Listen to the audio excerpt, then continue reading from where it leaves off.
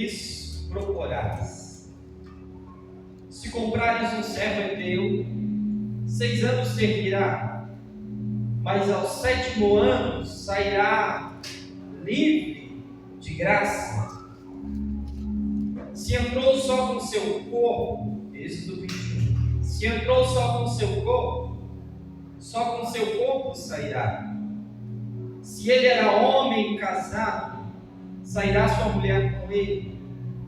Se o seu senhor lhe houver dado uma mulher, e ela lhe houver dado filhos ou filhas, a mulher e seus filhos serão de seu senhor, ele sairá só com seu corpo.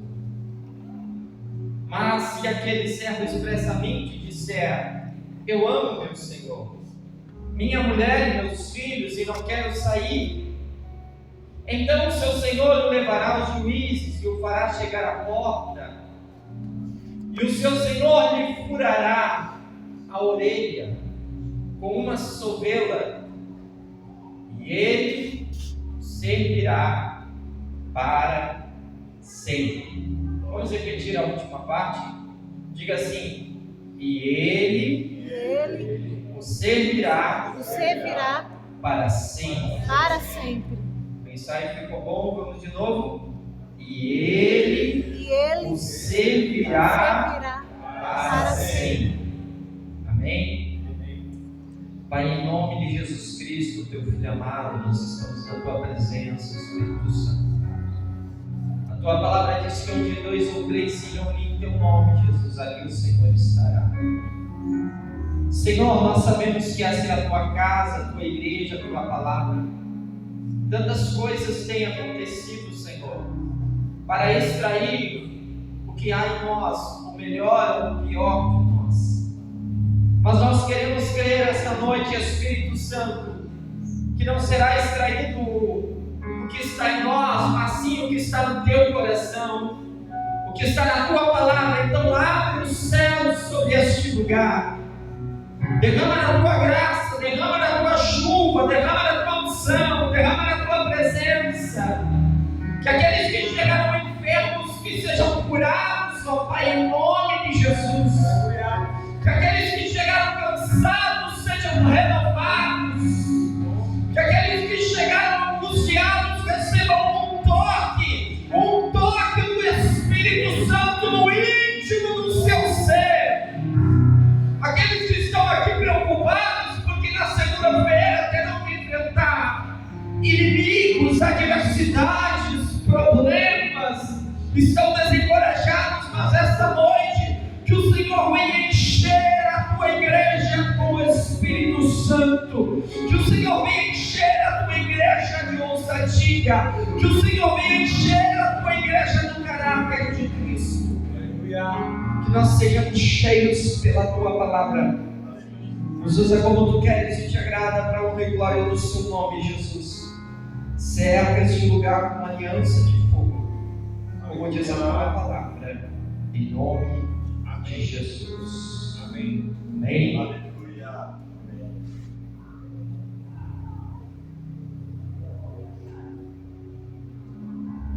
Meus irmãos, Deus tem falado muito no culto desta noite sobre tempo. Amém? Deus fala de 3 maneiras. Vocês vão me ver repetir isso algumas vezes, porque algumas pessoas que estão aqui nunca me viram ministrar, ou me viram pouco. Deus fala de 3 maneiras. Deus fala pela sua palavra. Amém? Deus fala através de pessoas. Amém? Deus fala através das circunstâncias. Então Deus fala de 3 maneiras. Deus fala pela palavra. Pela palavra. Segundo, pelas pessoas. Terceiro, pelas circunstâncias. E quando Deus fala conosco, nós precisamos aprender a ouvir a voz de Deus. Michael Murdock dizia em seu livro, Michael Murdock é um pregador que o pastor Silas Malafaia sempre trouxe ao Brasil. para ministrar a palavra. E numa entrevista, Silas Malafaia perguntou para o Mike Murdock: alguém já te perguntou o que você faz quando você não ouve a voz de Deus? E a resposta dele foi bem humorada. Ele disse: eu limpo os ouvidos. Amém. Porque Deus sempre está falando. Amém? Verdade. É que às vezes você está sintonizando no canal errado. É que às vezes você está com a senha do Wi-Fi errado. É que às vezes você está buscando o veículo errado. Mas quando você começa a ser espiritual, a Bíblia diz que aquele que é espiritual discerne as coisas espirituais, e de ninguém é discernido. O homem natural não compreende as coisas do homem espiritual, mas o homem espiritual compreende todas as coisas. E aquele que é espiritual discerne tudo, e de ninguém ele é discernido. Ou seja, o homem espiritual discerne as coisas naturais e espirituais, mas com uma mente espiritual, a mente de Cristo, não a mente caída. Amém? Amém. O homem natural, ele não entende as coisas desta maneira. Mas Paulo escreve isso na primeira carta de Coríntios, se eu não me engano, 2:9, a partir do 2, aí tem o versículo 6, 7, 8, 9 e 10. É uma porção maravilhosa da Bíblia. Ele vai afirmar que ele está falando desse mistério não apenas dos homens, porque daí ele começa a dizer: porque assim como o Espírito que está no homem sabe as coisas que estão no seu íntimo, assim também o Espírito de Deus, que está no íntimo de Deus, é isso que ele está dizendo, que discerne as coisas que Deus faz, que sabe as coisas que Deus faz. Ele discerne todas as coisas, e ele não é discernido por todos, mas o Espírito de Deus, que está no íntimo de Deus, ele sonda o coração de Deus, de maneira que aquilo que os olhos não viram, aquilo que os ouvidos não ouviram, e aquilo que não subiu ao coração do homem, aquilo que ele não sonhou, aquilo que ele não imaginou, aquilo que ele nunca assistiu, aquilo que a inteligência artificial não pode criar, são as coisas que Deus tem preparado para aqueles que o amam.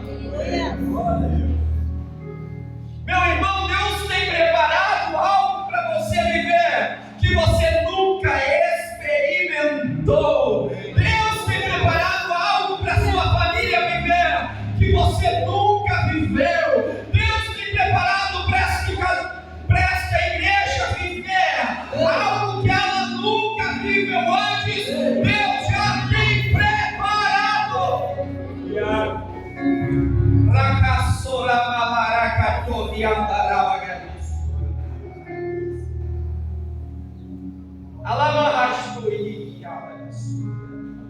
Deus tem preparado algo para o seu casamento que você nunca viveu. Deus tem preparado algo para a sua paternidade, para a sua maternidade, que você nunca viveu.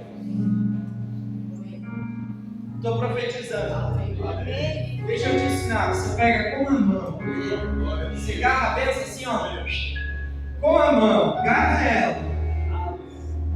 Porque Deus tem preparado algo para você viver na sua vida profissional que você nunca viveu. Deus tem preparado algo para você viver na sua vida acadêmica que você nunca viveu. Deus tem preparado para você viver algo no seu ministério que você nunca viveu. Você nunca sonhou, você nunca pensou, você nunca sentiu. Então o Espírito Santo está dizendo: vai assistir, por quê?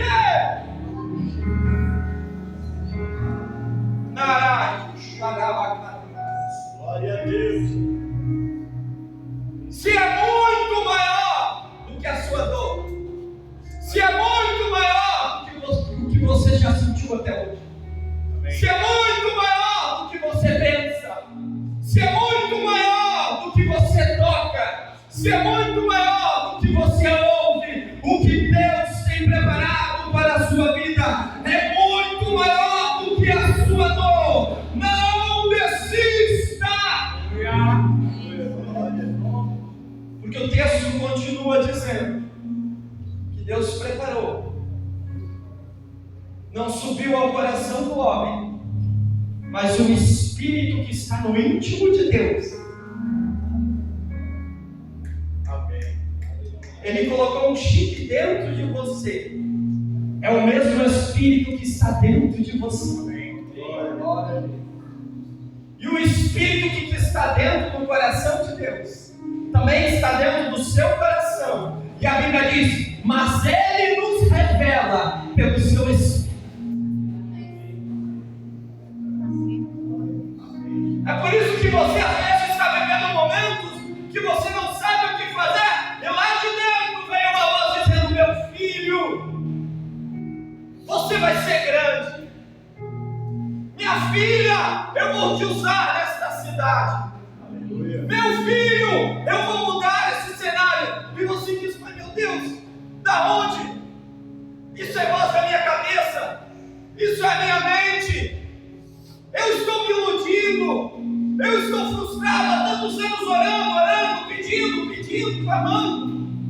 Mas Deus está dizendo: ei, já está preparado. Glória a Deus. Já está preparado. Já está pronto, já está feito. Então, se eu estou falando dentro de você, acredita. Se eu estou falando dentro de você, creia. Se eu estou falando dentro de você, receba. Porque Ele nos revela pelo Senhor. Aleluia. Pelo seu Espírito.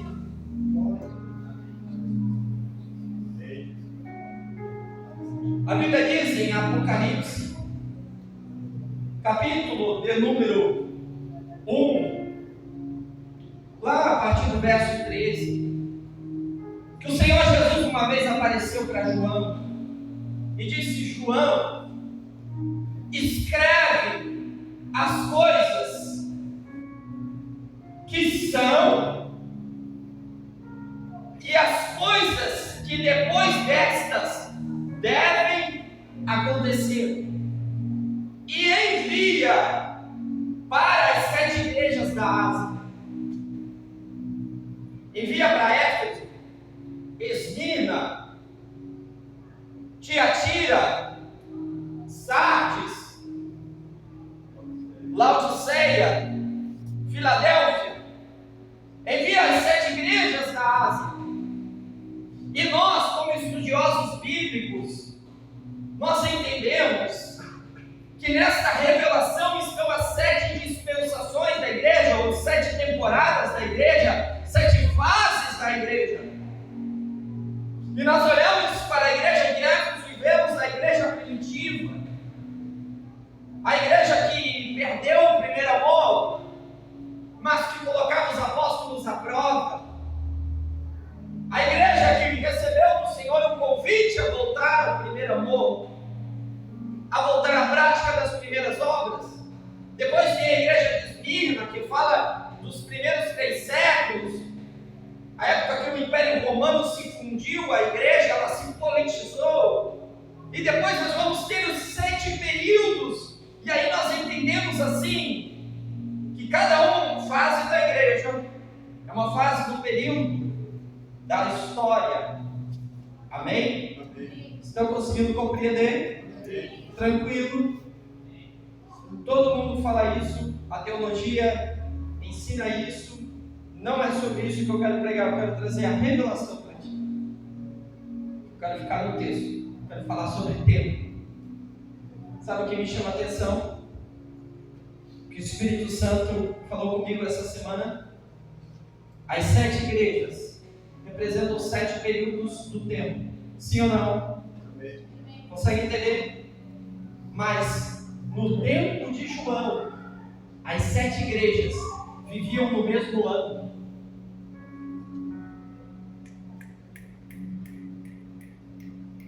São 7 igrejas vivendo 7 fases diferentes da história da igreja. Mas são 7 igrejas vivendo no mesmo século, no mesmo ano, no mesmo mês, no mesmo dia. E o que isso significa? Isso significa que você pode escolher que tipo de igreja você quer ser hoje. Você pode escolher ser a igreja de Laodiceia, que se apostatou da fé, que abandonou a fé no Senhor, ou você pode ser a igreja que espera o avivamento, que vive o avivamento e espera a vinda do Senhor, que é a igreja de Filadélfia.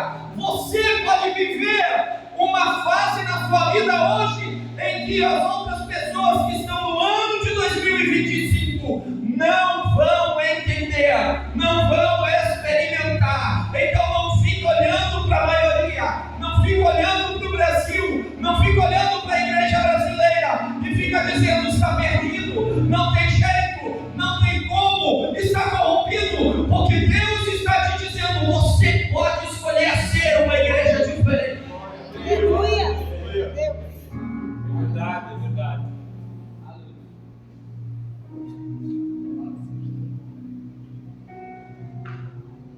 Nós estamos no mesmo ano, mas nós não estamos no mesmo tempo. Amém. Aqui dentro da igreja tem pessoas que estão vivendo em 1990. Está em 2025, mas você voltou a cometer os erros de 1990. Voltou a pensar como em 1990. Voltou a sonhar como em 1990 e virou um saudosista. Ou um frustrado, ou um lamuriante, e você não sai de lá. Você está preso em 2014, em 2020, em 2023, eu não sei em que momento que o cativeiro espiritual se abriu, e você está com o corpo aqui, mas o teu espírito e a tua alma está programado e vivendo uma fase lá de trás, que Deus está te dizendo: hoje eu quero te atualizar, hoje eu quero te arrancar dessa depressão, hoje eu quero te desligar do passado, hoje eu quero te conectar a um futuro glorioso, hoje eu quero reescrever a história, hoje eu quero colocar o meu calendário sobre a sua vida e te tirar do tempo e te conectar ao propósito. Aleluia! Amém.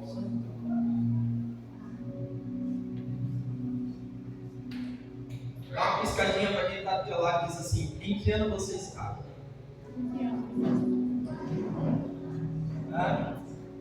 Você está vivendo que ano, irmão?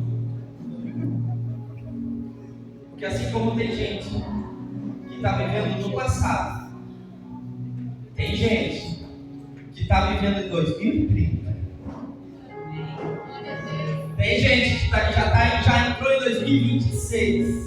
Amém. Tem gente que já está em 2040 e o Espírito Santo, ele já está revelando no coração as coisas que estão preparadas, que o olho não viu, que o ouvido não ouviu, que você não tocou, mas no Espírito elas estão preparadas. E Deus está dizendo: elas já existem, você só vai esperar o tempo de acontecer, mas você já pode experimentar, porque elas já existem, e eu vou acelerar, e eu vou trazer para a sua vida a realidade das promessas. Aleluia. Amém. Glória a Deus. É sobre isso. É sobre entrar no tempo de Deus. Glórias a Deus. Existem 4 palavras na Bíblia para tempo: Cronos, Kairos, Olam e séculos. Cada tempo é diferente. Cronos é o tempo do relógio, é o tempo cronológico, é o tempo em que a Terra gira em torno do Sol, Senhor determina as nossas 24 horas e os 365 dias. Porque há algo maior que você está se movimentando. Amém. Você está subordinado ao tempo. Mas o Kairos não é sobre o planeta estar se movimentando. Não é sobre a Terra estar fazendo um giro em torno de si mesmo e em torno do Sol. Verdade. Não é o movimento da Terra. O Kairos é um tempo do movimento do Espírito de Deus. O Kairos é o tempo que o movimento que é determinado não é por um astro espacial, mas pelo sol da justiça. Amém. Mas pela palavra de Deus, pelo mover do Espírito Santo.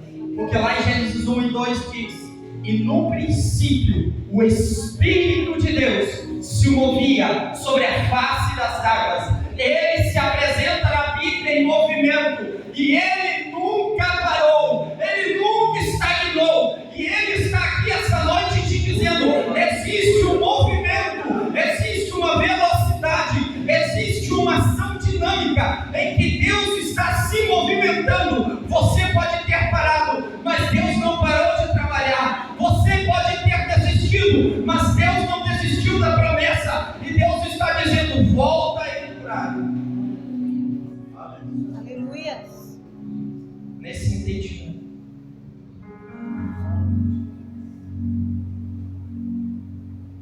Agora,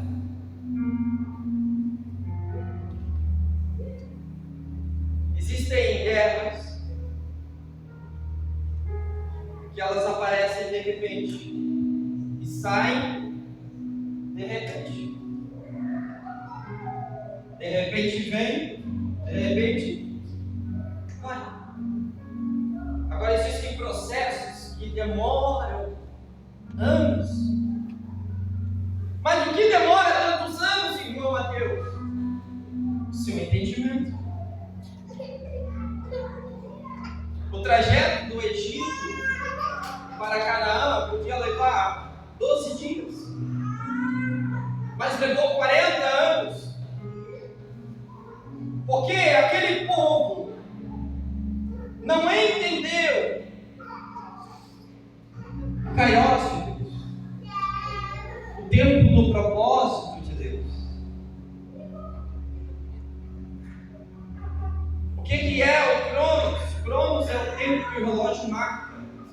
Kairos é o tempo determinado do propósito. Amém? Cronos são os 9 meses na barriga de uma mãe para ser gerado. Mas o Kairos é o dia do nascimento. Isso é o Kairos. Entendeu? Deus trabalha olhando para os Kairos, determinando momentos, determinando que numa fração de segundo o bebê nasce. Numa fração de segundo que estava oculto, que sua mãe sentia do lado de dentro, todos vamos ver e vamos celebrar. Eu estava na consulta esses dias e a médica falou que, talvez você saiba, talvez não, desde a concepção, a minha filha, a Maite, que está no útero, desde a concepção, ela já tem a quantidade de óvulos dos filhos que ela vai gerar, que vão nascer.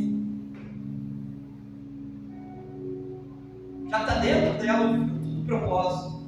A semente do Kairos de Deus. Deus já sabe com quem ela vai casar. Se vai casar, se Jesus não vai voltar. Mas vamos supor que ela vai. Deus já sabe quando ela vai casar. Deus já sabe quando ela vai se formar.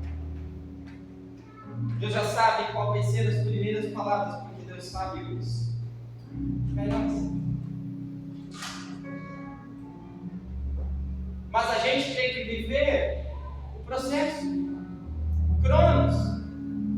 Porque o Kairos fala de um discernimento espiritual. É você estar no seu trabalho e enxergar mais do que o seu salário de 30 dias. É enxergar uma missão para você lá. É você estar em Gaspar e enxergar em Gaspar mais do que uma cidade boa ou ruim para viver. Mas é enxergar as coisas que Deus tem apontado para você e você se faz de surdo para não ouvir a voz de Deus. Porque, meu irmão, muitas das vezes nós queremos sair do Kairos de Deus.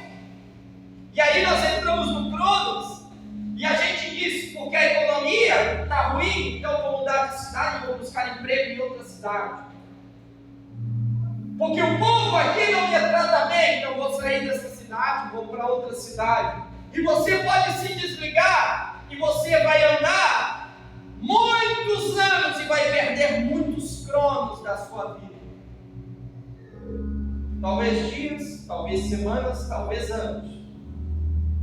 E o Kairos vai ficar te esperando no mesmo lugar. E o dia Deus vai dizer, volta para lá. Lembra-te de onde caíste. Arrepende-te e volta ao primeiro amor.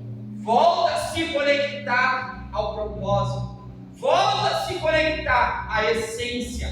Volta a se conectar à decisão, à determinação que você tem. E que determinação é essa? É a determinação de servir. Amém, Jesus. Todos nós éramos escravos pelo pecado. Todos nós, como o povo de Israel, éramos escravos no Egito. Deus vai ao Egito, porque o povo clama e pede libertação. Então Deus envia Moisés, e Deus investe recursos espirituais. O céu não tem dinheiro, irmão. O céu não tem a casa da moeda. O céu não tem uma fábrica de Coca-Cola. Ainda bem. Eu gosto de Coca. Mas o céu não tem. O céu não tem coisas materiais. Então os recursos do céu são espirituais. Então quando você começa a orar a Deus e pedir que Deus faça algo na sua vida, Deus não vai fazer pela ótica humana. Não vai aparecer o saldo lá na tua conta. Embora Deus possa fazer todas as coisas e Ele quebra a nossa teologia, né? Amém. Ele é Deus, Ele é o Todo-Poderoso. Mas na pedagogia de Deus, na palavra que nós estamos querendo te ensinar,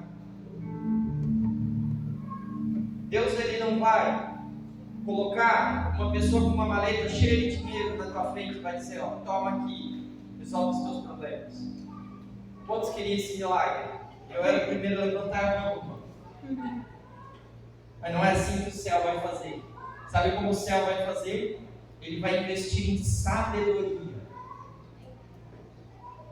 Ele vai investir em conhecimento dentro de você. Amém, Jesus. Ele vai te dar saúde. Amém. Ele vai derramar as coisas que estão conectadas ao ministério do Espírito Santo. Ele vai te dar dons espirituais. Ele vai te dar dom de discernimento. Ele vai te dar dom de interpretação de línguas. Ele vai te dar línguas estranhas. Eu estou profetizando, tem gente que não está pegando. Ele vai te dar palavra de conhecimento. Ele vai te dar palavra de sabedoria. Ele vai te dar dom de profecia. Ele vai te dar o dom da fé para remover montanhas. Ele vai te dar o dom de operação de maravilhas. Ele vai te dar o dom da interpretação de línguas. Ele vai te dar dons de curar, que são no plural, porque é mais. O céu vai investir em você. Esses são os 9 dons do Espírito Santo. Os 7 dons do Pai, é Romanos capítulo de número 12. O dom, recebe aí, o dom de presidir. O dom de profetizar segundo a medida de fé. O dom de ensinar com dedicação. O dom de compartilhar com generosidade, de ofertar com liberalidade. Isso é um dom que vem de Deus. O dom da hospitalidade, o dom para exercer misericórdia. Tem gente que tem misericórdia. Não é que ela tem amor, é que ela foi mergulhada no rio do amor. Ela tem misericórdia. Ela chora com os que se choram, com os que choram. Ela se dói por aqueles que estão se doendo. Aleluia, Jesus. Porque o céu vai investir nisso. E o filho, o que o filho deu? O filho deu 5 dons. Efésios 4:10. Tem pessoas que vão receber dom apostólico de liderança, dom profético de liderança, dom evangelista de liderança, dom pastoral de liderança e dom de mestre de liderança. Porque o céu vai investir em você com recursos espirituais. Porque o que liberta uma geração não são os recursos materiais, não são recursos físicos humanos. Se o homem quisesse acabar com a fome do mundo, ele tem dinheiro para isso. É verdade. Segundo a ONU, nós chegamos ao impostômetro no Brasil. Eu li a matéria essa semana. Segundo a ONU, o nosso impostômetro atingiu a marca que acabaria com a fome do mundo. Então, se o Brasil, que não é o país mais rico do mundo, está entre os 10 maiores, mas não é o mais rico, conseguiria acabar com a fome do mundo. Por que não acaba? Porque não é escassez de recursos materiais, não é escassez de recursos financeiros, é escassez de recursos espirituais. Mas esta noite o céu está dizendo que Ele vai enriquecer a sua igreja com recursos espirituais, para que este mundo que está cativo na miséria, na pobreza, na doença, na escravidão do pecado, possa libertar.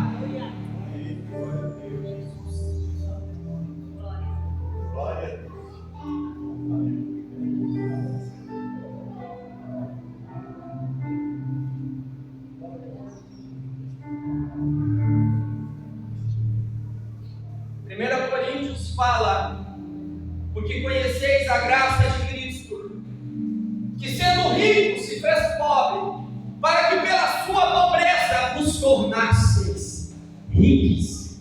Amém. Você é rico, ou você pode ser rico, não por causa do que está na sua carteira, mas por causa daquilo que Deus pode colocar dentro de você. Irmão, os homens mais ricos do Brasil é a classe política, é verdade, mas também é a classe artística. Que é um cantor, move multidões. Tem mansões, tem carros, tem aviões. Porque Deus deu para ele uma voz. Ele tem uma riqueza espiritual. E você achando que riqueza é dinheiro? Dinheiro é consequência da riqueza.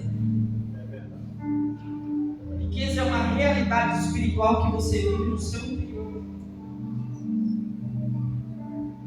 Só que enquanto você não sabe o quão grande é essa riqueza, você troca por qualquer coisa.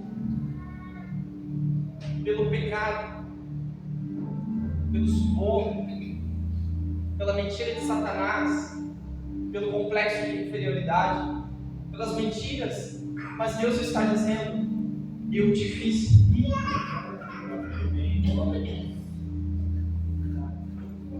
Eu posso te ensinar a fazer essa riqueza, te prosperar. Mas se você prosperar, isso vai te tirar do Senhor? A riqueza é a sabedoria.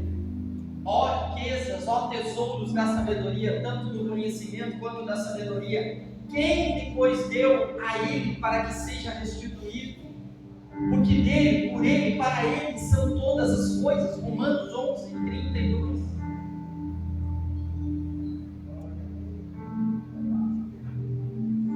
Você está entendendo?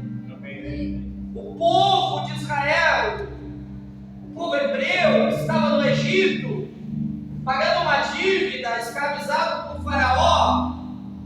Mas Deus levantou Moisés, não com recursos materiais, não com um exército de soldados, não com um grupo de militares. Pela lógica, para libertar um povo que está cativo de outro, ele teria que ir com força bélica, ele teria que ir com soldados. Mas sabe o que ele tinha? Ele tinha uma chamada e uma palavra, e ele se comprometeu com aquela missão, e Deus usou Moisés para libertar uma geração inteira.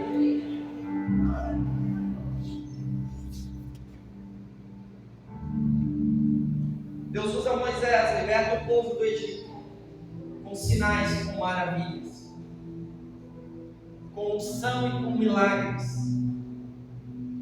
Escute, Deus pode fazer de novo.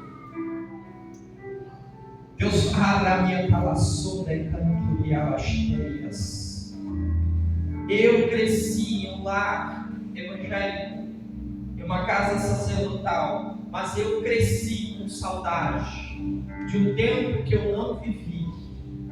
Eu cresci ouvindo histórias do avivamento da década de 90, do avivamento da década de 70 e 60, em que os ginásios eram cheios e que havia missionários, apóstolos, homens de Deus fazendo cruzadas evangelísticas e milhares de pessoas vindo a Cristo, milhares de paralíticos largando as cadeiras de rodas, milhares de cegos enxergando, milhares de pessoas surdas ouvindo. E eu cresci ouvindo dizer que eles apenas pregavam o evangelho simples como ele é e oravam pelas pessoas. Eles não cobravam ingresso para participar do evento.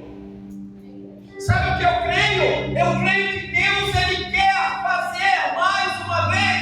Ele quer derramar essa unção sobre a igreja brasileira. Ele quer derramar essa unção sobre os ministros do evangelho. Ele quer derramar essa unção sobre esta igreja, para que aconteçam sinais e maravilhas. Mas Deus precisa provar o coração. Porque tantos falaram para Deus: eu não vou me corromper. Hoje estão lá, nem moram mais no Brasil, abandonaram a missão, abandonaram o propósito. Hoje estão lá para aparecer no horário nobre, baratearam a Santa Ceia do Senhor. No domingo à noite, às 10 da noite, ministrou a ceia dentro de uma novela, como se fosse algo, um sacramento da igreja, como se fosse qualquer coisa. Era um morador da favela. Lindo o testemunho dele, lindo. Era um morador da favela que com 18 anos não tinha terminado nem o ensino fundamental. E aí Deus usou um pastor que restaurou a vida dele, que investiu nele.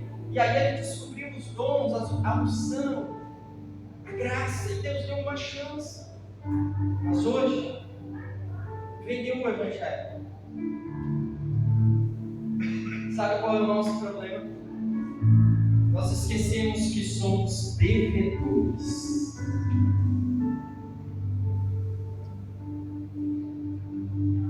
Nós nunca fomos livres, nós éramos escravos do pecado, caminhando sozinhos para o inferno. Nós estávamos no Egito, e Jesus veio e nos comprou com o seu sangue. Jesus veio e investiu o que tinha de mais precioso. Ele deu a vida inteira dele por nós. Amém. Ele sofreu o suplício da cruz do Calvário. Ele subiu numa cruz. Ele aceitou nascer numa manjedoura. Ele aceitou ser traído por um amigo. Ele aceitou ser batido no rosto. Ele aceitou ser cuspido na face. O Criador, o que olhava para o sol e se dissesse sol apaga, o sol ia apagar. O Criador aceitando uma formiga batendo no rosto dele, um pedaço de carne como nós, o ser humano, ele aceitou. E aí o que ele fez, irmão Mateus? Ele te deu uma carta de liberdade. E ele disse: vai,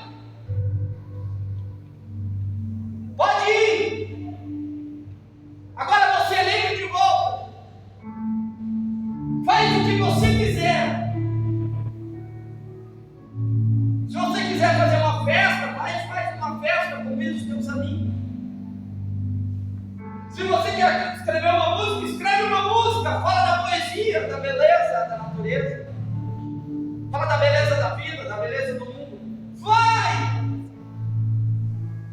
Ele te deu o livre-arbítrio. E ele disse: pode ir. Você era escravo e se tornou livre. Assim como era esse servo na casa do seu senhor, um homem endividado, não tinha como pagar a dívida. Ele emprestou talvez 50 mil, uma montanha de dinheiro, uma montanha de juros. Ele não tinha como pagar a dívida. Ele chegou ao Senhor e disse: olha, eu não tenho como pagar, então já que eu não tenho dinheiro para pagar, eu pago com tempo de vida, com tempo de serviço. Você aceita? E o Senhor diria: eu aceito. A lei mosaica me obriga a aceitar. Você é meu irmão. Eu não posso chicotear você e bater em você. Eu não posso diminuir a porção que você come. Embora você seja escravo, eu vou te tratar como se fosse um filho livre. Porque é um apontamento para a graça. E então ele vai dar a porção diária, vai cuidar do servo, vai dar um lugar para o servo viver, para morar, vai dar alimento, vai dar veste. Ele vai pagar a dívida durante 7 anos. E ao fim de 7 anos, um ciclo, aquele senhor é obrigado a chegar ao servo e dizer: olha, eu tenho uma carta aqui de alforria, de liberdade. Você pode ir, a dívida está paga, não importa o tamanho da dívida, o tempo de serviço que você me prestou, paga essa dívida. Não importa quanto devesse, nada é mais caro. O tempo nunca mais volta. E aquele servo, como alguns da igreja evangélica brasileira, olhariam para o Senhor e diziam: muito obrigado. Como foi bom vir nesses cultos e aliviar a minha alma. Como foi bom vir nesses domingos e aliviar meu coração pesado. Como foi bom, agora aqueles demônios não falam mais no meu ouvido, na minha mente. Agora eu não estou mais em um estágio de depressão, eu não estou mais enfermo. Muito obrigado, eu vou embora. Mas ó, vamos junto, nunca mais esqueço, viu? embora. E o Senhor iria permitir. Porque esse é o livre-arbítrio. Mas se houvesse um servo que tivesse uma consciência espiritual, ele iria olhar para o seu Senhor e ia dizer: Senhor, eu não valia nada. Eu não tinha nada para te oferecer. Eu é que devia para você. Verdade. Eu era um devedor. E eu pedi uma chance.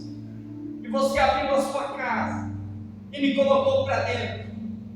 E você me tratou como um filho.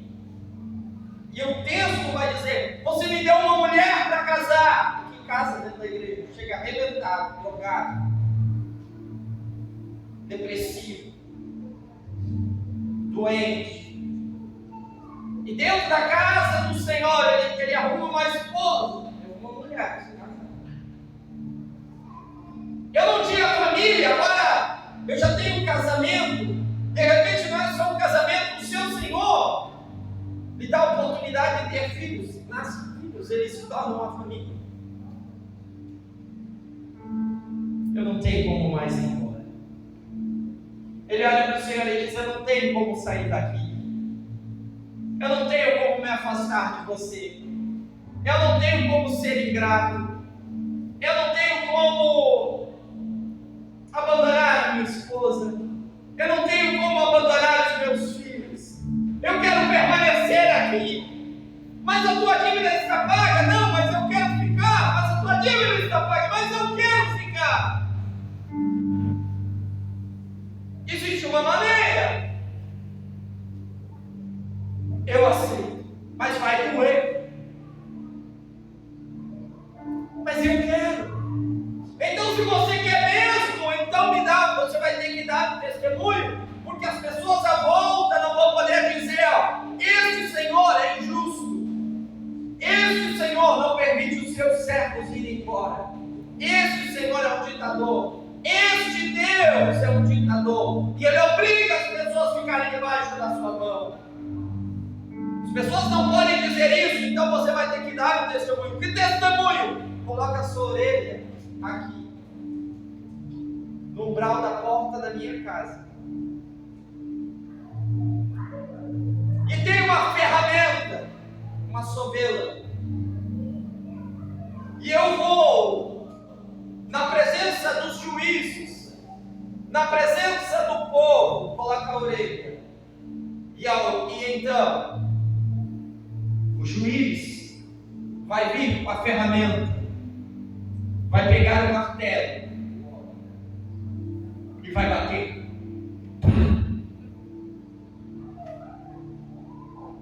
Aquele servo foi marcado. Olha, aquele servo é o servo da orelha furada. Aquele servo não vai sair mais daquela casa. Aquele servo não vai sair de perto do seu Senhor. Aquele servo não serve mais por obrigação, serve por amor. Aquele servo não está lá mais por causa de uma dívida, por causa dos seus problemas. Ele está lá porque ele ama o seu Senhor, porque não quer abandonar a casa do seu Senhor, porque ele quer estar servindo para sempre o seu Senhor. Eu quero te dizer que Deus é misericordioso. E se você entrou aqui precisando de uma cura, precisando de um milagre, precisando de uma resposta, Deus não vai exigir nada de você. Ele vai te dar por misericórdia. Ele vai te perdoar, Ele vai te curar, Ele vai te salvar, Ele vai restaurar teu casamento, Ele vai restaurar tuas emoções. Eu estou profetizando. Ele vai levantar você outra vez, Ele vai restituir você outra vez. Mas depois que Ele fizer isso, se você quiser ir embora, você vai. Pode ir. Ninguém da igreja vai concorrer lá atrás de você e dizer: ei, volta para a igreja. Quem tu pensa que é? Você não vai ficar debaixo de maldição, isso é mentira. Você é livre. Você está com dívidas espirituais. Ele vai te perdoar com misericórdia. Mas e depois? E depois? Se você quiser ficar, você tem que virar um servo da orelha furada.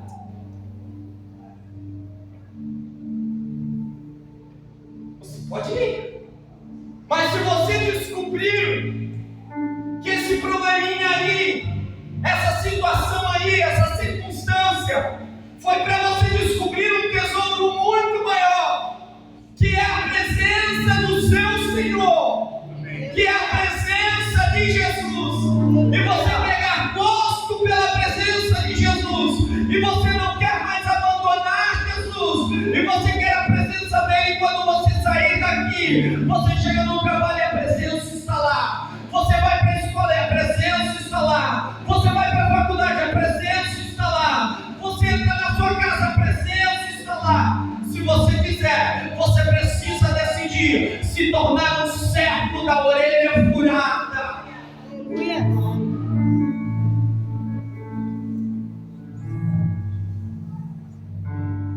Mas pensa bem, que é irreversível o processo.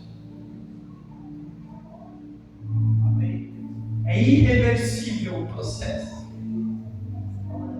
Se ele te marcar com o selo da promessa, com o penhor do Espírito, que é o selo da herança, é o Espírito Santo, se ele te marcar aí dentro, não com ferramentas visíveis, mas com uma ferramenta espiritual chamada Palavra de Deus. Porventura, minha palavra não é como um martelo que bate e esmiuça a penha. Se ele te marcar com essa palavra, aí acabou o livre-arbítrio, irmão. Aí acabou o seu livre-arbítrio. Aí acabou essa história de eu não quero. Acabou essa história de não tenho vontade, não aceito, não estou bem hoje, não quero isso, não quero aquilo, não. Aí, meu irmão, você é um servo da orelha furada. Aí não é sobre o que você quer, é sobre o que Ele quer sobre a sua vida. Porque às vezes nem você mesmo sabe o que você quer direito.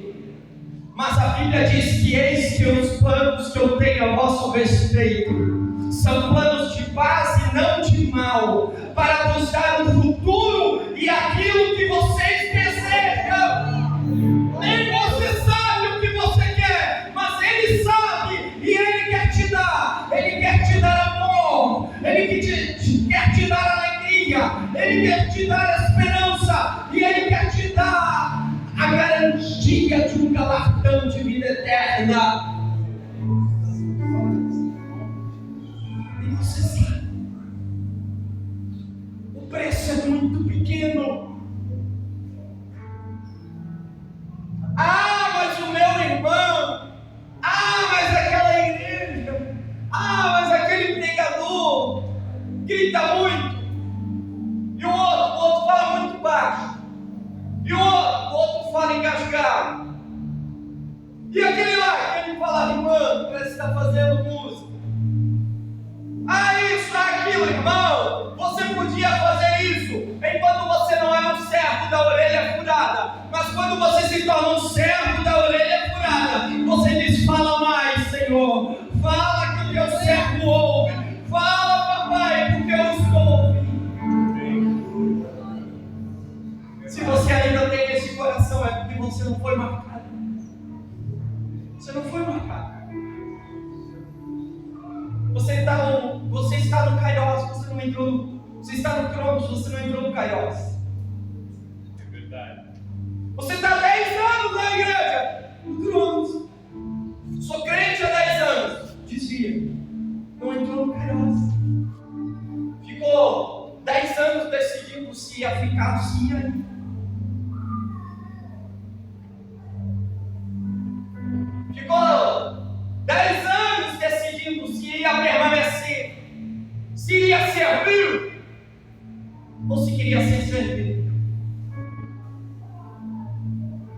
Mas oxalá que essa noite o Senhor olhe para você e quando Ele te fizer a pergunta, e quando Ele disser, eu vou te abençoar, tu não precisa me pagar nada por isso.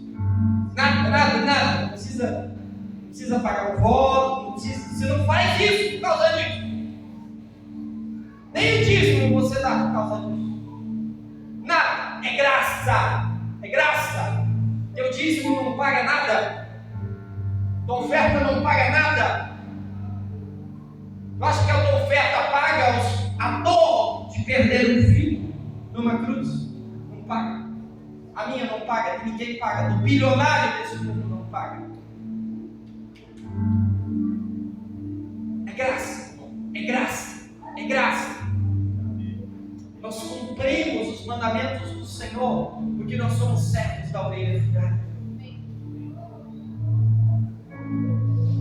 Não é para você pagar por uma bênção, é para você permanecer com a presença do Senhor. É para você permanecer na casa de Deus.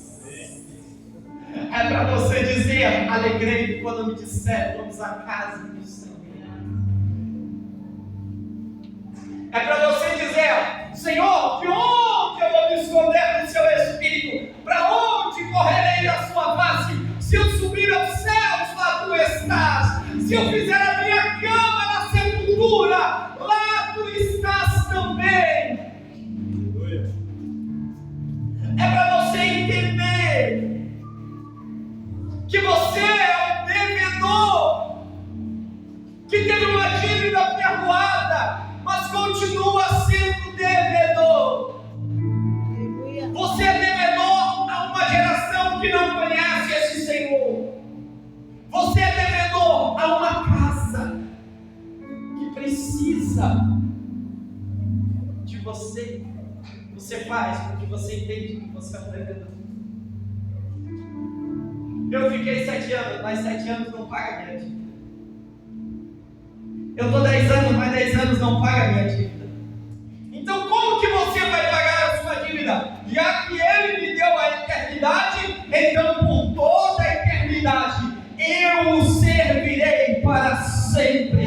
Eu o servirei nessa vida, eu o servirei na vida após essa vida, eu o servirei na vida eterna, eu o servirei na terra, eu o servirei no céu, eu o servirei na igreja, eu o servirei na sociedade, eu o servirei no trabalho, eu o servirei em casa, aonde eu for eu vou servir.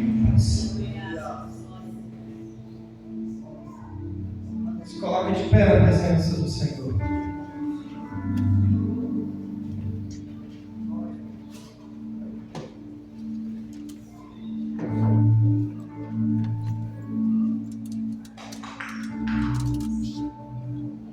Aleluia, glória a Deus.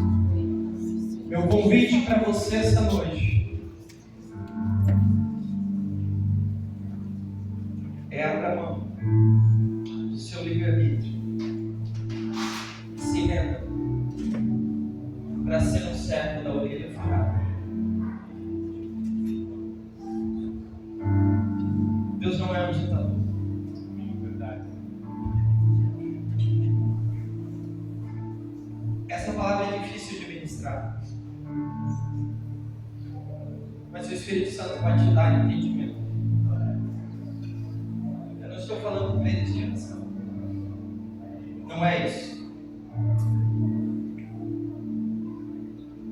Então, apesar do pregador ser limitado, peça discernimento ao Espírito Santo para entender essa palavra, para você ser um servo da orelha, para você ser um servo da orelha furada, para você ser um servo que permanece na casa, para ser um servo que vive e cultiva a presença do seu Senhor. Peça para o Espírito Santo tirar as escamas dos seus olhos. Se até hoje você brincou com o Evangelho, se até hoje você foi um simpatizante da fé, No céu não tem lugar para o simpatizante da fé. Verdade. No céu tem lugar para o servo da orelha furada. No céu tem lugar para os filhos e filhas de Deus. Eu quero te convidar essa noite. Você que ainda não entregou a sua vida a Jesus. Você ainda que não fez esse propósito com Deus. Ou fez um dia que é novo. Você ouviu a palavra. E o Espírito Santo te convenceu do pecado, da justiça e do juízo. E você quer ser nessa noite marcado. Vem aqui na frente, eu quero orar por você. Você que quer entregar a sua vida ao Senhor e ser um servo da orelha furada. Todos já se comprometeram. Então agora o segundo convite é assim, para todos que ouviram uma palavra. E você tem vivido de uma certa maneira, mas a partir de hoje, você quer se comprometer em ser o servo da orelha furada. Pode vir aqui na frente, a igreja, pode vir. Nós vamos orar por vocês. Vocês que querem ser servos da orelha furada. Rimasi amarratalamasoi cantuialabas. Servo da orelha furada. Um filho que serve a Deus não por dívida, mas por gratidão.